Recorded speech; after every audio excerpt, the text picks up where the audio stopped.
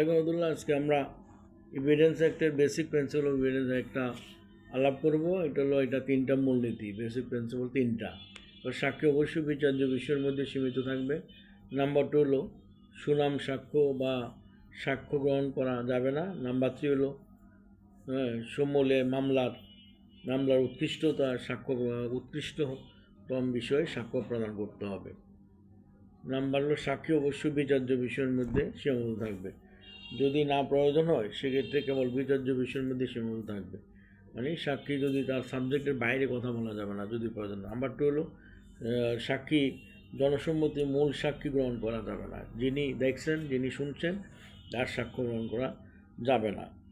যদি এভিডেন্সের ভিত্তিতে সাক্ষ্য থাকে শুধু সেটাই গ্রহণ করা হবে। নাম্বার 3 হলো উৎকৃষ্টতম সাক্ষ্য। যিনি দেখছেন, শুনছেন, সেটা যদি এভিডেন্স প্রকারে হয় যে যিনি দেখেছেন এবং শুনেছেন সেখানে যেটা প্রযোজ্য, তার যদি কোথাও উৎকৃষ্টতম সাক্ষ্য না পাওয়া যায় সেক্ষেত্রে সেকেন্ডারি এভিডেন্স হিসেবে ওনার সাক্ষী গ্রহণ করা যেতে পারে। অপরাধের প্রমাণের ক্ষেত্রে সাক্ষীর গুরুত্ব। বিভিন্ন আইনের বিধান যেভাবে অপরাধ সাক্ষ্যের মাধ্যমে অপরাধীকে অপরাধ প্রমাণ করতে হবে, আইনের বিধানের মাধ্যমে অপরাধীকে অপরাধ প্রমাণ করতে হবে। সাক্ষ্য আইনের দেওয়ানি এবং ফৌজদারি উভয় ক্ষেত্রে সাক্ষ্য আইনের সাক্ষ্য প্রমাণের মাধ্যমে প্রমাণ করা যাবে যে আসলে সাক্ষী প্রমাণ করা যাবে সাক্ষ্য প্রমাণের মাধ্যমে এটা প্রমাণ করা যাবে। সাক্ষ্য আইন স্বয়ংসম্পূর্ণ আইন কিনা? আপাতত দেশে সাক্ষ্য আইন স্বয়ংসম্পূর্ণ আইন নয়, কারণ সাক্ষ্য আইন শুধু এভিডেন্সের ভিত্তিতে সাক্ষ্য প্রমাণ করা হয়, সেই ব্যক্তির সাক্ষী নেওয়া হয়। কিন্তু কিছু ক্ষেত্রে যেটা এভিডেন্স, যেমন ফৌজদারি মামলা 509 থেকে 512, এখানে সাক্ষীর বিধান আছে যে একইভাবে অ্যান্টি করাপশন অ্যাক্ট, তারপর বিভিন্ন ব্যতিক্রমধর্মী কিছু স্পেশাল পাওয়ার অ্যাক্ট 1975, এই সকল আইনের বিধান তাদের নিজস্ব আইনের বিধান প্রযোজ্য নয়। সাক্ষ্য আইনের বিধানের ক্ষেত্রে বিধানের প্রযোজ্য নয়। তার ইলেকশন আইন, অ্যান্টি করাপশন, ইলেকশন আইন, অ্যান্টি করাপশন, এইসব ক্ষেত্রে সাক্ষ্য আইন, আরবিট্রেজ, এসব ক্ষেত্রে সাক্ষ্য আইনের প্রমাণ প্রয়োজন হয় না। সাক্ষ্য আইন শুধুমাত্র সাক্ষীর ভিত্তিতে যে আইনটা সেটা। সুতরাং ভিলেজ ল্যান্ড ল অ্যাক্ট, মানে গ্রাম্য যে সালিশের ক্ষেত্রে সাক্ষ্য আইন, সেখানে যারার প্রয়োজন হয় না। সাথে নিজস্ব আইনি আরবিট্রেজের ক্ষেত্রে সেক্ষেত্রেও সাক্ষ্য আইনের বিধান প্রযোজ্য নয়। সামগ্রিক বিবেচনা বলা যাচ্ছে সাক্ষ্য আইন স্বয়ংসম্পূর্ণ নয়। এইটা স্বয়ংসম্পূর্ণ করতে হলে অন্য আইনের হেল্প লাগে বা বিধান দরকার হয়। অ্যাডমিশন অ্যান্ড কনফেশন, স্বীকৃতি, অ্যাডমিশন আর কনফেশন হলো স্বীকারোক্তি।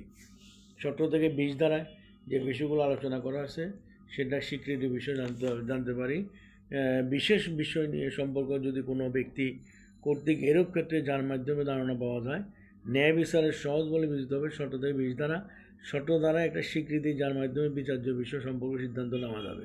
মামলার পক্ষগণ ও ক্ষমতাপ্রাপ্ত প্রতিনিধি যদি কোনো লিখিত মৌখিক বিবৃতি দেয় সেটাও অ্যাডমিশন হিসেবে বিবেচনা করা হবে। 19 ধারা বলা হয়েছে ঘটনার সাথে জড়িত থেকে যদি কোনো সাক্ষী দেয় সেটা 19 ধারা।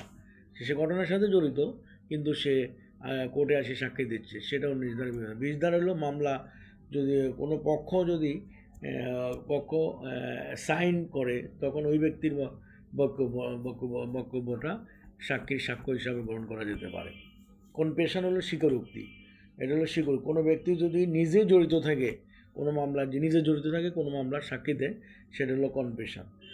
সেখানে কনফেশন 3 ধরনের, একটা জুডিশিয়াল, এক্সট্রা জুডিশিয়াল আর হলো রিট্রাক্টেড। জুডিশিয়াল কনফেশন হলো ম্যাজিস্ট্রেটের আদালতে আইসা যদি স্বেচ্ছায় যে সে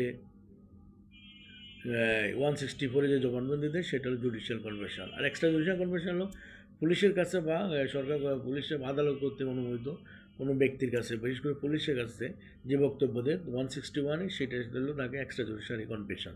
আর রিটার্নড কনফেশন হলো অর্থাৎ জুডিশিয়ালও না এক্সট্রা জুডিশিয়ালও না, যদি অস্বীকার করে আদালতের কাছে যে আদালত এর আগে আমি যে দুটো সাক্ষী দিয়েছি, একটা 161 এবং 164, তা অসত্য বা তা আমি নিজের থেকে বলিনি, আমাকে বলানো হয়েছে, এই যদি অস্বীকার করেন সেটা রিট্রাক্টেড কনফেশন বলে। স্বীকারোক্তিমূলক স্বীকৃতি, মানে এটা হলো অস্বীকৃত স্বীকারোক্তি, মানে আগের স্বীকারোক্তিটা অস্বীকার করলো। ধন্যবাদ, সব ভালো থাকবেন, সুস্থ। আসসালামু আলাইকুম রহমতুল্লাহ। এটা LLB ফাইনাল ইয়ার স্টুডেন্টদের জন্য আমরা এই ভিডিওটা লিঙ্ক করলাম। আসসালামু আলাইকুম রহমতুল্লাহ।